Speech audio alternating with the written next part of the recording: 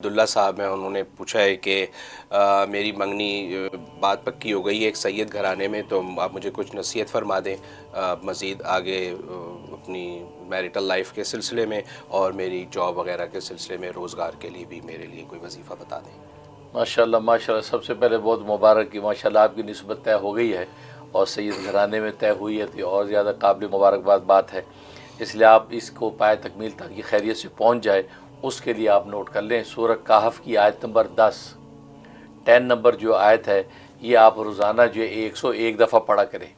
عشاء کے بعد پڑھے تو بہت اچھا، ورنہ کوئی بھی ٹائم رکھ لیں، اول آخری 11 مرتبہ درود شریف، اور نیت یہ کریں کہ یہ جو رشتہ طے ہوا ہے یہ خیر و عافیت کے ساتھ زوجین فریقین کی الفت و محبت کے ساتھ یہ پائے تکمیل تک پہنچ جائے، تو یہ آپ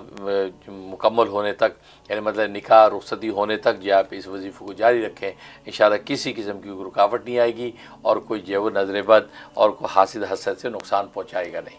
یہ ہے۔ اور اس کے علاوہ باقی یہ کہ نصیحت یہی ہے کہ یہ رشتہ ایسا ہے، اس میں دونوں ایک دوسرے کو عزت و محبت دیں۔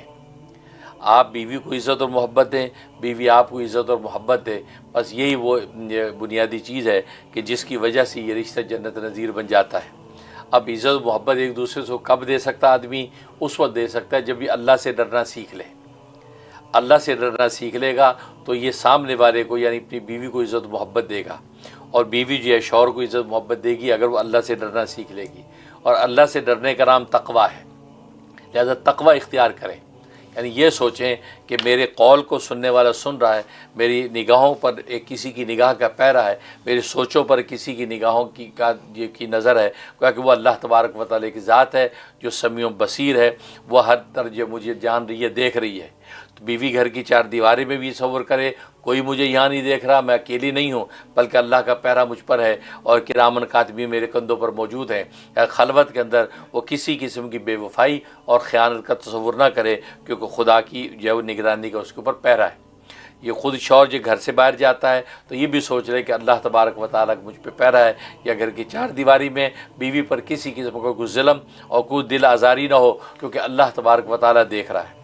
اس لیے کہ نبی کریم صلی اللہ علیہ وسلم نے نکاح کے موقع پر خطبہ نکاح کے اندر جو تلاوت کی آیات، وہ سب آیات تقوی کی آیات،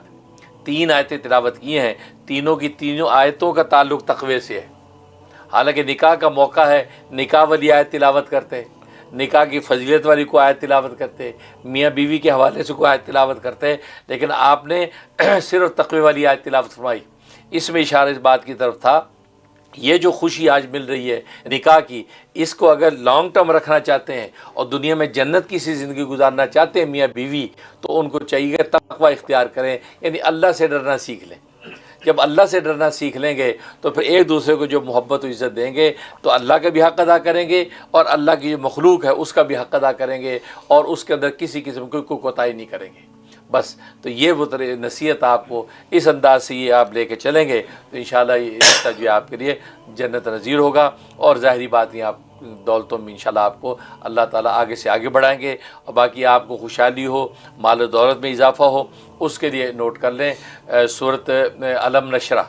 سورۃ علم نشرہ عشاء کے بعد 17 ٹائم، یعنی 17 دفعہ پڑھ لیا کریں، اول آخر 3 مرتبہ درود ابراہیمی، انشاءاللہ آپ کو مالی خوشحالی بھی ہوگی اور رشتہ آپ کے لیے مبارک ثابت ہوگا۔ آمین ثم